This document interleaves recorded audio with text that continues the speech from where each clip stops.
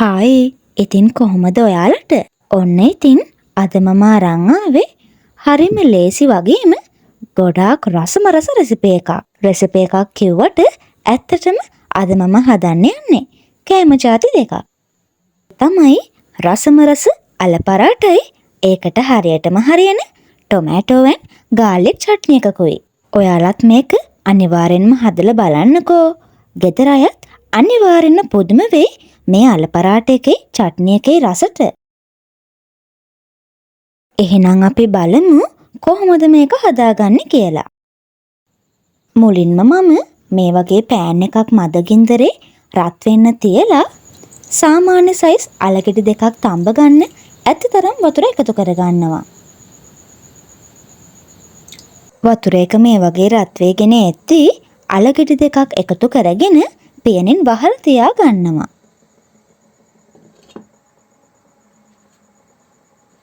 අල ටික තැම්බෙන අතරේදී මම මේ වගේ පීරිසයකට බටර් තේ හැන්දකුයි පොල් තෙල් තේ හැඳි තුනකුයි දාලා මිශ්‍ර කරගන්නවා.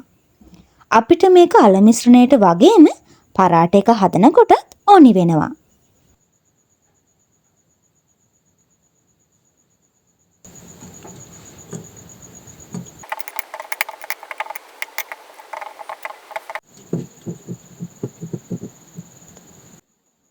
අල ටික තැම්බෙන අතරේ දැන් අපිට පිටි ටික අනා ගන්න පුළුවන්.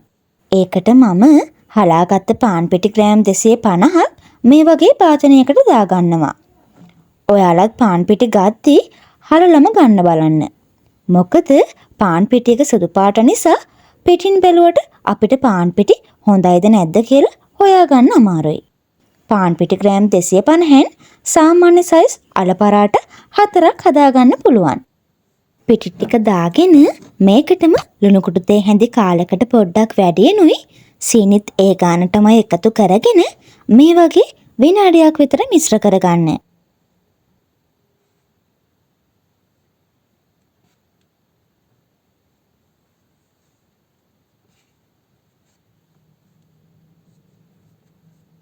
විනාඩියකට පස්සේ බටර් තේ හැඳි භාගයක් එකතු කරගෙන ආයෙත් පාරක් තව විනාඩියක් විතර හොඳට මිශ්‍ර කරගන්න.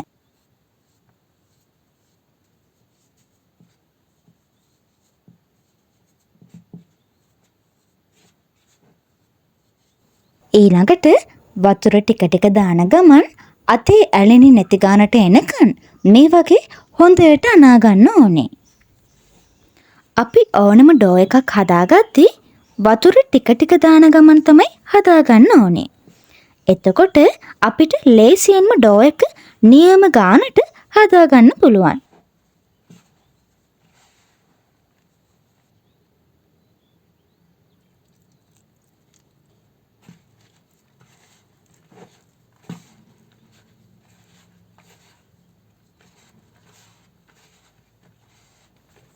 මෙන්න මේ ගානට ආවට පස්සේ මම මේ අනනව වගේ අත් දෙකෙන්ම විනාඩි 12ක් විතර අනා ගන්න ඕනේ.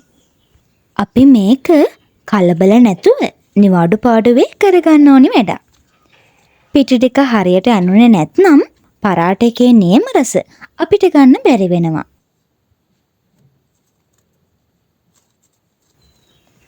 විනාඩි 12ක් අනාගත්තාම ඩෝ එක මෙන්න මේ වගේ හොඳ ගානට එනවා.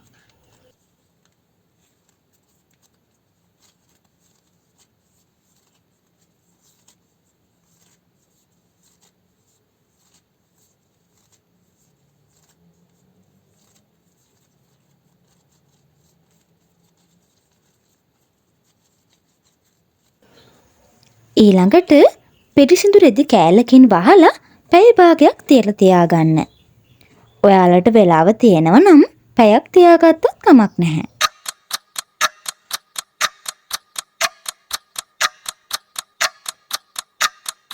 දැන් අපි බලමු අලගෙඩි දෙක තැම්බිලාද කියලා. අලගෙඩියේ පොත්ත මෙන්න මේ වගේ පැලිලා තියෙනව නම් අලගෙඩිය හොඳ ගානට තැම්බිලා තියෙන්නේ. හොඳටම තඹ ගත්තොත් තමයි අපිට පරාට එක හදාගන්න ගොඩාක්ම ලේසි වෙන්නේ. ඊළඟට අලගෙඩි දෙක ලිපෙන් අයින් කරගෙන නිවෙන්න තියලා පොත්ත අයින් කරගෙන කෑලි හිටින්නේ නැති වෙන්න හොඳටම පොඩි කරගන්න ඕනේ.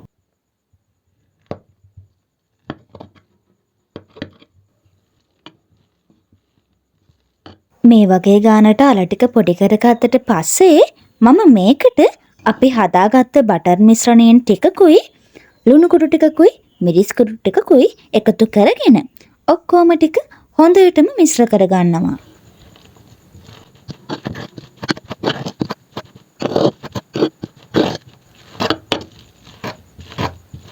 මෙන්න මේ ගානට එනකන් මිශ්‍ර කරගෙන මම මේක වෙනම තියලා තියාගන්නවා.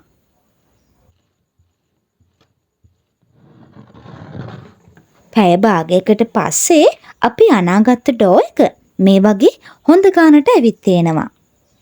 මම තව විනාඩි 8ක් යනකන් ආයෙත් පාරක් මේක හොඳට අනා ගන්නවා.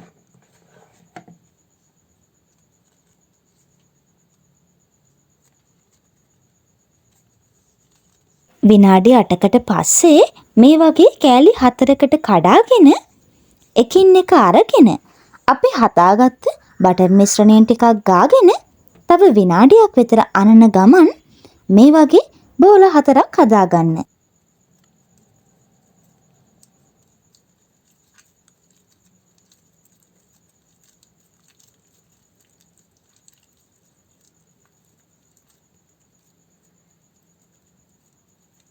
මේ වගේ ගානට 4ම හදාගෙන ඉවර වෙලා තව විනාඩි 10ක් පියනකින් වහලා තියාගන්න.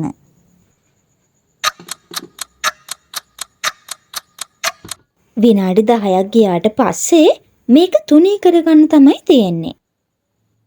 අද මම මේක තුනී කරගන්න යන්නේ මේ වගේ ටිකක් ලොකු පිඟානක. මුලින්ම පිඟානට අපි හදාගත්ත බටර් මිශ්‍රණයෙන් ටිකක් දාගෙන ඉවර වෙලා රොටියක් අරගෙන මෙන්න මේ වගේ දෙපැත්තම හරව තුනී කරගන්නවා.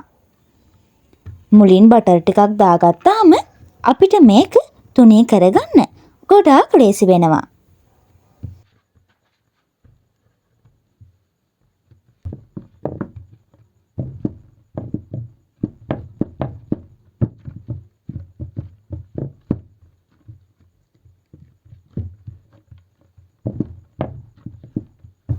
මේ ගානට තුනී වුණාට පස්සේ රොටිය යට මැද හරියේ ඉඳන් රොටියේ හරි මැදට මෙන්න මේ වගේ තීරුවක් කපා ගන්න. ඊළඟට අපි හදාගත්ත අල මිශ්‍රණයෙන් ටිකක් අරගෙන රොටිය කපාගත්ත පැත්තේ එක කොනකින් තියලා මේ වගේ හොඳට තුනී කරගන්න.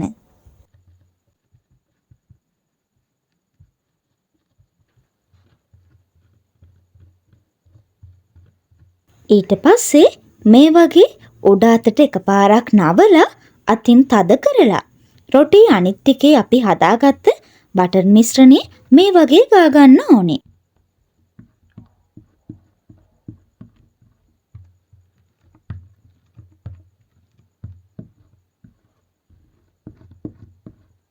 ඊළඟට රොටි අනිත් පැත්තේ උඩ කොටසෙත් අපි හදාගත්ත අල මිශ්‍රණයෙන් ටිකක් තියලා කලින් වගේම හොඳට තුනී කරගන්න. අල ටික තුනී කරගෙන මෙන්න මේ වගේ නවා ගන්න. ඔයාලට මේක කැමති විදිහකට නවා ගන්න පුළුවන්. අල මිශ්‍රණය උඩට එන්නේ නැති වෙන්න තිබ්බනම් කොහොම නැව්වත් කමක් නැහැ. ඊට පස්සේ මුලින් රොටියේ වටේ ටික අතින් තද කරගෙන ඉවර වෙලා මේ වගේ ටිකක් තුනී කරගන්න.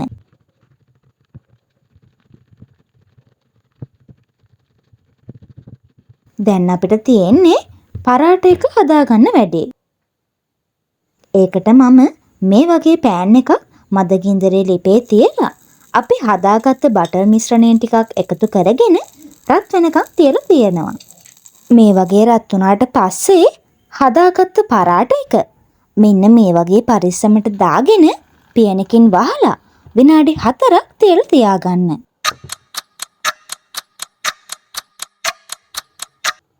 විනාඩි 4කට පස්සේ පියන ඇරලා බටර් මිශ්‍රණයෙන් ටිකක් පරාට එකේ උඩ ගාගෙන රොටිය අනිත් පැත්ත හරව ගන්න.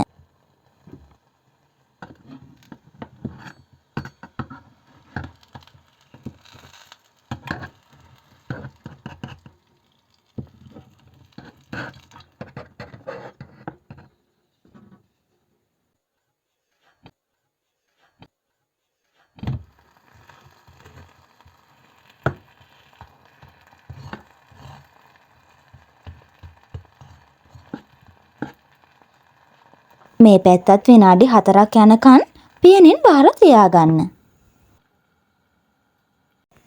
ඒ විනාඩි 4ක් ගියාට පස්සේ පියන ඇරලා ආයෙත් අනිත් පැත්ත හරවලා තව විනාඩි 4ක් පියනෙන් වහලා තියාගන්න.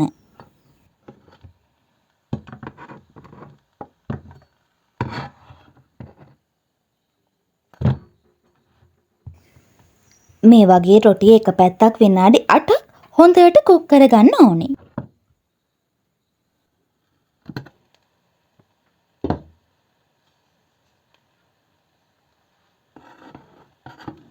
මතක ඇතුව ඔයාලා මේක ගින්දර වැඩි කරගන්නේ නැතුව හදාගන්න.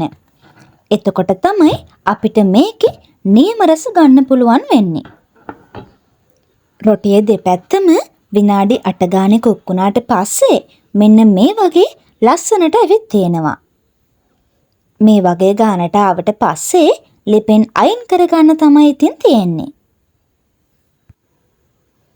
එහෙනම් මම මේ පෙන්නුවා වගේම ඔයාලා අනිත් පරාට තුනත් ලස්සනට හදාගන්න ඕනේ. ඊළඟට අපි බලමු අල පරාට එකටම හරියන රසම රස චට්නිය හදාගන්න විදිහ.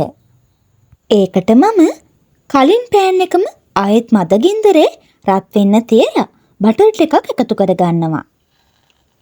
බටර් ටික මේ වගේ රත් වේගෙන එද්දී මම මේකට දෙකට කපාගත්තු පොඩි තක්කාලි ගෙඩි 5කුයි සුදුලුණු බික් 12ක් 15ක් වගේ එකතු කරගෙන විනාඩි 5ක් බෙදින්න තියලා තියාගන්නවා. විනාඩි 5කට පස්සේ මේ වගේ ටිකක් මිශ්‍ර කරගන්න. ඔයාලා මේකට ලොකු තක්කාලි ගන්නව නම් ගෙඩි 2ක් විතර ගත්තනම් හොඳටම ඇති. ඊළඟට කපාගත්තු අමු මිරිස් කරලකුයි වියලි මිරිස් කරල් 2කුයි එදිච්ච නයි මිරිස් කරලකුයි එකතු කරගෙන තව විනාඩි 5ක් ඔක්කොම ටික හොඳට බෙදගන්න.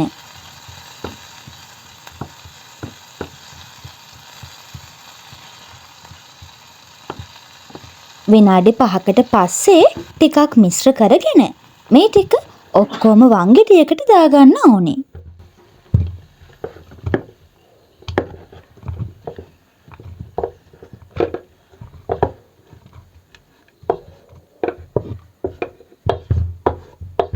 ඊළඟට මේකටම කෑලි මිරිස් තේ හැඳි එකහමාරකුයි ඔයාලගේ රස අනුව ලුණු කුඩුයි ගම්මිරිස් කුඩු ටිකකුයි එකතු කරගෙන දහි බෑයකුත් මෙරිකලා දාගන්න.